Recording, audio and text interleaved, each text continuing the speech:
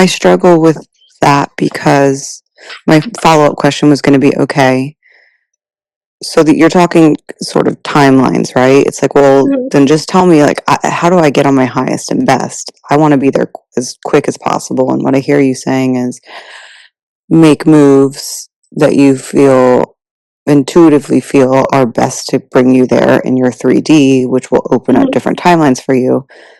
But how do I do that in the fastest way possible? But then the other side of me is like, but they say we have free will. But then Mhm. they also say that, like, ultimately our creator, God, is in control of the outcome. So then it's like, why Mhm. do anything, right? If everything's already kind of set in stone. I struggle with Yeah. that. So it's not set in stone in that way. It causes you. It goes back to there's a understanding of this life that you're living at this time.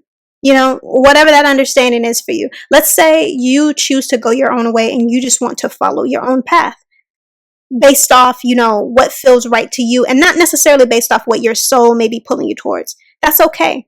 There are a lot of instances. Actually, we may live in a world of people wanting to take actions or navigate their life based off what other people tell them they should do more than, or even when I say what other people tell them they should do, it can even be the ego understanding that's been created based off their experiences with other people, their anxieties, their worries, their fears. So in that sense, our ego understanding is often created based off our communication and connection with the people around us. Maybe your mom, maybe your dad, maybe the friends that you had at a certain age. All of those things can help create how your ego experiences this world in some sense.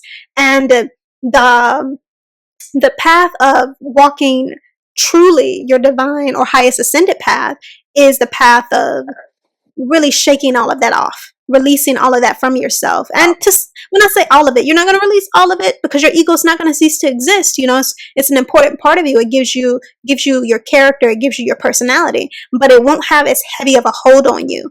And that's that's the understanding there. So it can be the understanding of um you moving in your life in a certain way based off your anxieties and worries. Now, your highest ascended path makes you shake those things off heavily, and you follow just simply a path of truth, the truth of what your soul says. And your soul is your connection to source, to the creator. So following that path. However, some of this requires that you believe or accept the truth that there is the understanding of reincarnation. Not everybody believes in that. And when you understand that, or you understand or know or believe that reincarnation is real, you have this lifetime to walk however you choose to walk. At some point, you're going to have a lifetime where you're ready to walk in your highest and best path, and spirit is not in a rush.